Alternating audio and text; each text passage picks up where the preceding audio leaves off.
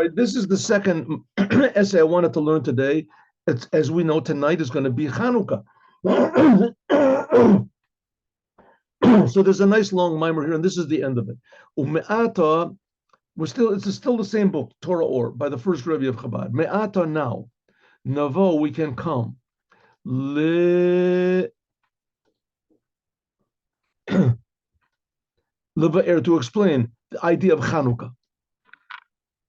What is the holiday of Chanukah? Masha Mavorachin, that we make a blessing, Lahadlik ner Chanukah, to light the lights of Chanukah. Ma'in Chanukah, what exactly is this idea of Chanukah HaMizbeh? Now, the word Chanukah means, we'll see, it means like inauguration, like beginning something.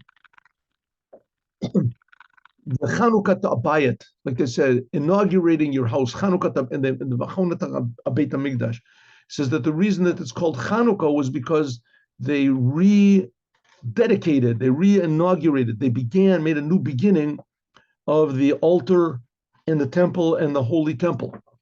So it's Chanukah Abayat. Meaning, behold, it says Chanukah Lanar al pi darko. You should educate a child according to that child's nature.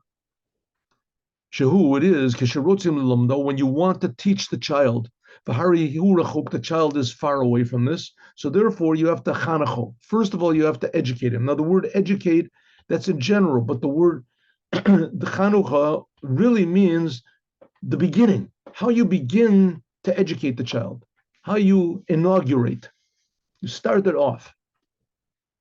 Chinuch is b'matanot rabot, and by giving gifts, big gifts, you give the child, it's a custom in Judaism, children start learning Torah really when they're 3 years old. So you take them to the place of learning and they give them like candies or honey, something, so that the child feels, oh, coming to school is a really good thing. It's bribes, it's true, but it makes them feel good. That's the idea. And that's called chinuch. Chinuch is giving him big gifts in order to start him off. That's what the whole thing was in the Holy Temple, that they had to restart. They had to make a child before you educate him, so he's ignorant. He doesn't know anything. He's lacking even totally that knowledge. That's called Chanukah. Chanukah means beginning in a big way, beginning in a really big, positive way. So how is this relevant to the Holy Temple, Chanukah Mizbech, and the holiday of Chanukah? Hine Kativ, it's written, Nar Hayiti, Saro Shal Olam Omru. It says Nar Hayiti Gam Zakanti in Psalms. I was a young person, an old person. It says, who is this young person? Young person, it says, this is the angel of the world, says it. Sha'achayut, the life force, which comes into all the worlds, the kol chad, each and one, every world, according to its way. Hu bebechinas nar, it's like a child. What do you mean, that child? The life force coming into the world, there's a very small amount of life from godliness that enlivens the world. It's like a child that has to be educated, that has to be filled up with something good. Like it says, like we said this week's Torah portion, that he was a child with the other tribes. Yosef, he was the youngest of all. Shem Katana Rachel, and the name of the youngest daughter of Lavan was called Rachel. That's the Hey Katana. That's the last Hey of God's name. We just talked about the Yud of God's name, but this is the last letter of God's name, Hey. So the life force of all the worlds, this comes from the last letter of God's name. It's small. It's like a child. This is the level of Malchut, God's kingship. The Hey Acharona, the last letter, Hey, of God's name. But in God's name, there's 4 letters, Yud, and then Hey, and then Vav, and Hey, the last letter. Liot Malchuta B'Kol Mishala, that God's kingship rules over everything. Liot Nivraim, and because God is creating everything from nothing to something, this is small, this is a very small ray of godliness that creates the world from something to nothing. Because the world is very limited and it's very, defined and small. Well, the Gabi Ein Sof, and regarding the infinite light of God, that like God's name, so he is, Ein Lo Sof, God is infinite. How does God create the world? He limits down his light, so to speak, to make it like a child, very small. The life force of the world, the creative force in the world, is called small, katnut. It's like a child that you have to educate. She'ein arach alav, there's no comparison to God. Look, you can see if it says Miyakum Yaakov, who will raise up Yaakov, Kikatanu, because he is small. Yaakov, we said, what is Yaakov? We talked about before. He's the central bolt that goes from one end to the other, from the highest level to the lower level. Since Sheyesh Katzei Arosh, because in Yaakov, he represents how God can start out from a high place and come down to a low place. So if so, by God, there's no high and low. He creates all existence. By God, it's the exact same thing. The pebbles on the sea and the biggest angels in heaven, whatever. No difference.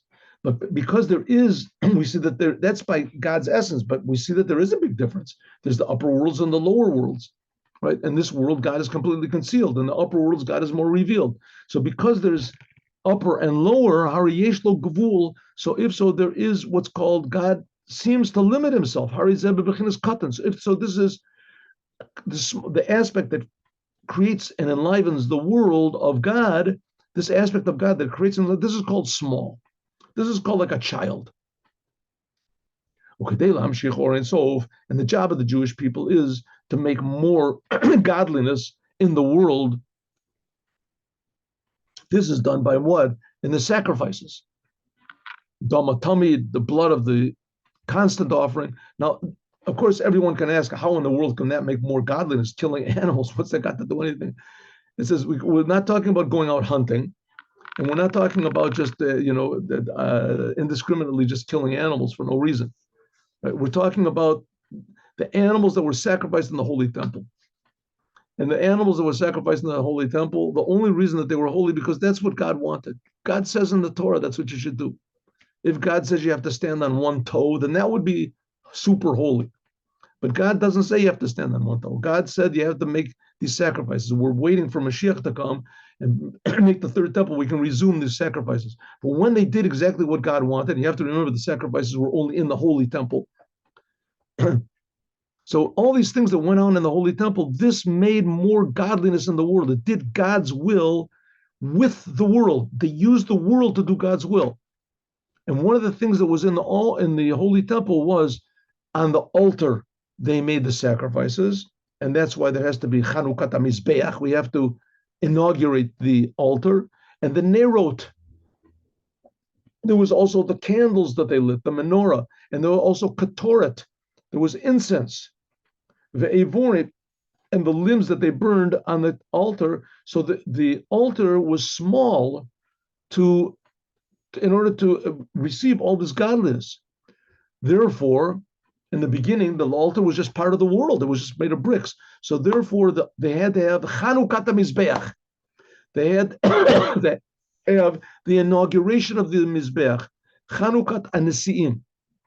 This was in the desert, of course. This was in the desert. They did this because the Holy Temple really began with a tabernacle in the desert. As soon as the Jews left Egypt, God told them to make a tabernacle exactly in the form of the Holy Temple in a much smaller way, and it was portable, but it was the same thing. There was the altar where they offered up the sacrifices. That was the big altar. And then there was a golden altar. It's much smaller. That's where they burnt the incense. And then there was the menorah where they lit the candles. But in order to make this whole thing able to draw godliness down, so they had to have an inauguration. They had to have a chinuch. They had to be a big education day, first day in school. And that's what happened to all the 12 tribes, the Nadvu and Nisim, all the 12 tribes. And this is what we read, by the way, in Chanuka. We read about how the different tribes, what they brought. The Chanukat HaMizbeach. Divrei Matanot, they brought all these gifts. Karot Kesef Echad, Shloshim Me'ah, they brought the spoons of silver, of gold, of incense, the unusually large offerings they brought, each one of them, Lechanechet HaMizbeach, in order to educate, to inaugurate, big gifts in the beginning, to inaugurate the altar. V'hoya matnatam meruba, and they had the gifts that they brought. Each one of the 12 tribes, you look, it's in Parshas Nasai. Parshas Nasai is in the book of Numbers, right? Sort of in the beginning of the book of Numbers, you'll see there was they brought big gifts. Here, you know what? Let's look over here. Here, let's have this. Or is it? Anyways, book. Here, let's see. I'll tell you exactly what chapter in Numbers it is, so that you'll know. Here we go. Here it is. The second chapter of Numbers. It's called Nasoi, and it starts off. Here, you can look it up yourself. It's in chapter 7, the beginning of chapter 7 in the book of Numbers. And it continues the whole chapter 7. It continues, it talks about all these different different heads of the tribes they brought. Is that right? Chapter 7, yeah. Yeah, chapter 7. That's it. The whole chapter 7. Whole chapter 7 in the book of Numbers talks about the offerings that these different things brought. Terrible.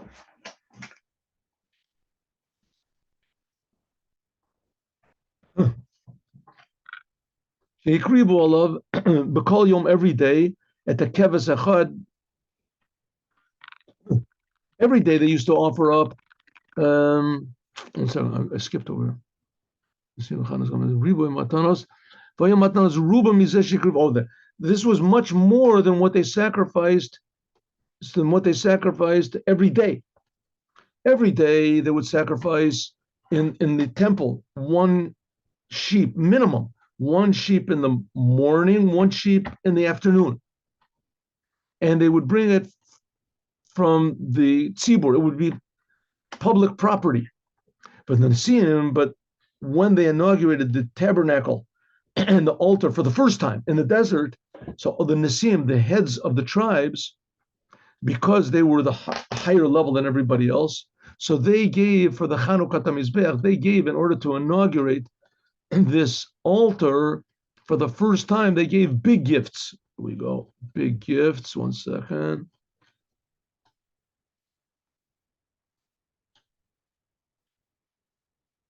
Oh.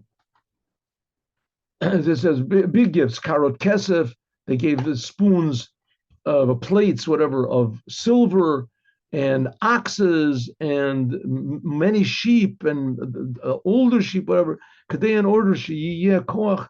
There'll be power in these sacrifices that the Jewish people brought, the heads of the tribes brought, to draw down a godly light every day. So the Chanuka means that they began with a big gift.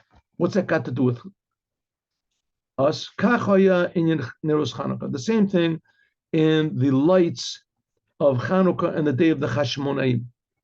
Now the Chashmonaim, this was like in the middle of the second temple.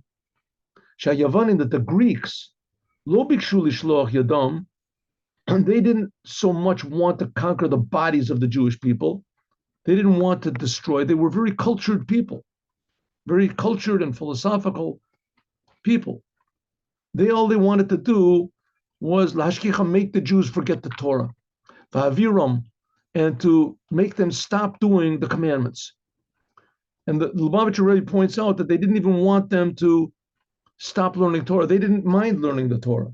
They really respected and they were in awe of the Torah. They didn't want it to be the Torah of God, Torah Techa, not the God, at least not the God of the Jews. The Greeks had their own gods, right? They had a whole gamut of gods, right? The gods of the planets and the gods of this, the whole thing of the Olympics with Olympus, and they had gods all over the place.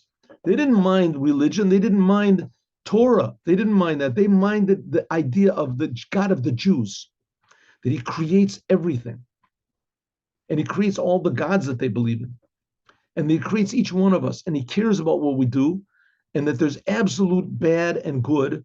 And the creator of the universe is creating us to do this. That they couldn't stand. You want to learn the Torah, it's a religious book, 100%. You want to do the commandments because that's your religions, your rituals. no problem. It's a lucky thing, like a rabbit's foot or something like that. Everybody, you do what your thing, whatever you want. But the Torah of God, that's what they were against. Like it says, Sha'omru, that they said, Kitvu lachem al kiran ashor. They said, it's in the Talmud. It says here, he brings it from Bereshit Rabbah in the Midrash. The Greeks said to the Jews, write for yourselves on the horn of an ox that you have no portion in the God of Israel. That's what it says. Kitfu lechem al kiran ashor she'en lanu chelik be'elokei Israel. Write on the horns of an, what does it mean horns of an ox? In those days, an ox, that was like the highest thing. The Rebbe will give a better explanation. But the ox, that was like, a sign of what it is, of royalty, of power, of assertiveness. And the highest part of the ox, of course, is the horns. So they said, you Jews declare in public that you've got nothing to do with the God of Israel. You can worship our God. We got a whole bunch of gods. Come to the Mount Olympus over there. You'll see there's Zeus and Prus and Shmus, whatever you want. You got gods of pleasure and gods of success and gods of war and gods of everything you want. Any type of God you want, we have a God. Just not the God that creates everything, that has this Torah idea that he gave the Torah, that you're limited. You do whatever you want to. Upirush, that's what it means. All of the idolaters, they have an animal soul. And where is the animal soul? So it says it comes that when Isaiah and Ezekiel, they saw visions of God, so they saw the holy chariot, or they saw the throne of God, the chariot of God, and the most dominant animal there was the ox, the face of the lion and the face of the eagle, the face of a man, the face of the ox. The ox was dominant. And this ox, by the way, that's why the Jewish people made the golden calf, the ox, because when they went across the sea, went across the Yam Suf, so they saw this configuration of the upper worlds. They saw, it says all the upper worlds opened up, so they saw the face of the ox on the chariot. So they made a golden calf to connect to this ox. This is the God that took us out of Egypt. Anyway, that's the face of the ox. Elishaim Makablim Bechinas Hapasolos, they received the idol worshippers. They received from the waste products of the ox, namely the horns, the talafim, and the hooves. Shmorim upasolos, that's like the leftovers, the dross. She'ein olim v'nichlalim kedusha, that can't be elevated to holiness. That's which the holiness is the face of the ox. That's good, but they use the bad part of it. God creates bad things also. Sheba Merkava, which is in this upper chariot.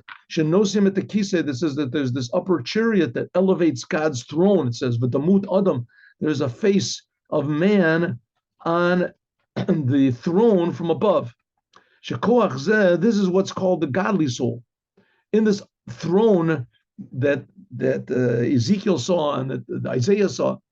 So this throne is a configuration of, it's like the pattern of creation of life.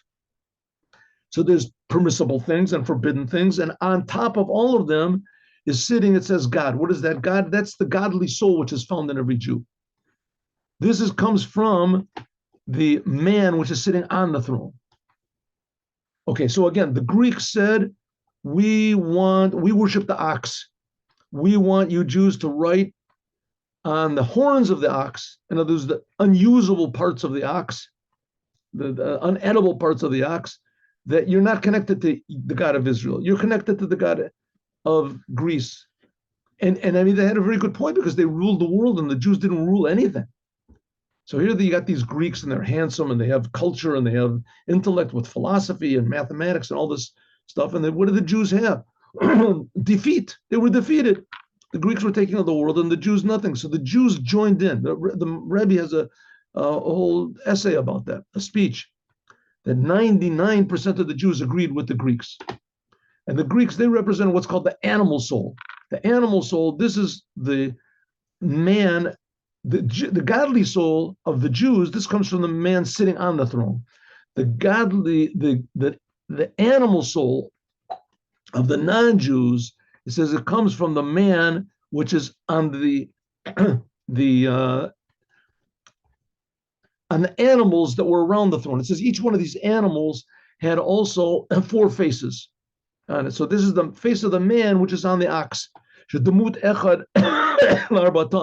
says there was one image for all 4. So all 4 animals, the face of the ox, the lion, the the eagle, and the man around the bottom of the, we're lifting up the throne. That I'm talking about this vision of Isaiah. Each one of these 4 had 4 faces on it. So it says, and therefore, Yishlam Koach Lahamshich or in Sof Baruch Mamish. Therefore, the Jewish people, they have the face of man from the throne, and they also have the face of man which is on the animals of the throne. That's the animal soul of the Jews. The Greeks, they were jealous of the Jews. The Jewish people, they have 2 souls. One soul comes from the godly soul, comes from, so to speak, the man sitting on the throne, this vision. And the other one comes from the face of the man, which is on the bottom of the throne. Therefore, the Jewish people have the power to do the commandments, that they can make the world, physical world, a godly place. They can make the non-Jews godly. And the Greeks, they were jealous of this. And they wanted that the Jewish people, they should write on the horn of the ox, which is, that's where they receive from, that they should receive from, the Jews also should receive from this level of the horns or the hooves, and that they shouldn't have any connection with holiness of the upper man. That's what it means in Israel. That's what it means. You have no portion in the God of Israel. That's what they wanted. The Israel and the Jewish people, they were weak. And they were few. They were outnumbered by the Greeks, right? All the Jewish people all together in that time. And the ones that actually believed in God were even less. That was, like we said, 1% of the Jews, even less. Nevertheless, Masru Nafsham, those few Jews, they sacrificed themselves al Kedush Hashem. I mean, it really makes no sense. Rashi says in the blessing of, we'll see it soon, in Zota Bracha, in the end of the Torah. So Moses gives a blessing to all the tribes. The blessing that he gives to Levi, that was talking about the Chashmonim. The Chashmonim were the tribe of Levi, right? They were Kohanim. And the blessing that he gave to them is that God should give you your strength. I say, your hands should have power. And Rashi says this is talking about Moses' blessing that was going to be like in another, whatever is 1,500 something years in the middle of the second temple. This is talking about the Hashmonaim, that they fought against the Greeks. There were 13 of them against tens of thousands of Greeks. That's what he writes. So how did they even begin the war? They began it, they had power of self-sacrifice, in order to draw down the light of the Torah brand new. And that's what it means, Chadash. The whole world was like a little child, and it was even less than that. And they had to draw down big gifts into the world. And that's what Chanuka Tamizbeach is, to draw down big gifts of godliness, big bundles of godliness into the world. That's why we light the lights and why we increase every night. That's a matana meruba, a big gift. Matana meruba means hamshachas kovea Yeshua, to draw down what's called the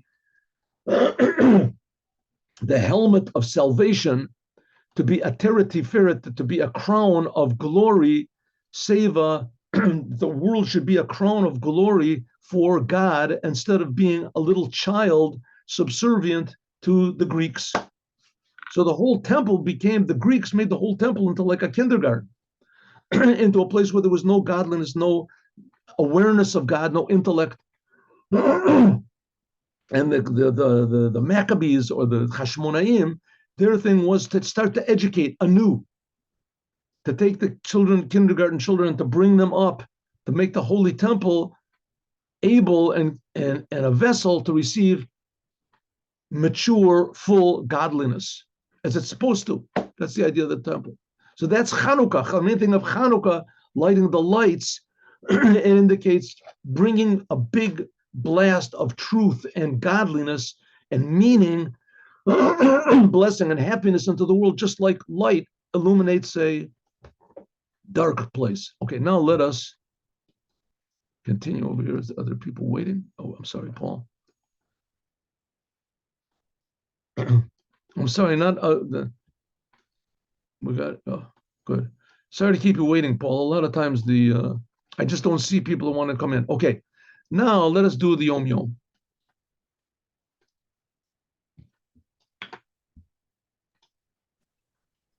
Paul should join our WhatsApp group so he can notify us.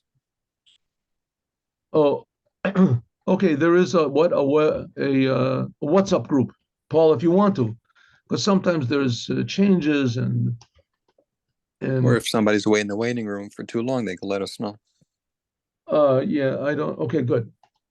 Usually I catch people. I don't think people have waited too long. I don't know. Maybe I guess the people I didn't catch them, so I don't know. Okay, let's go. Here we go. Did we stop the recording? Stop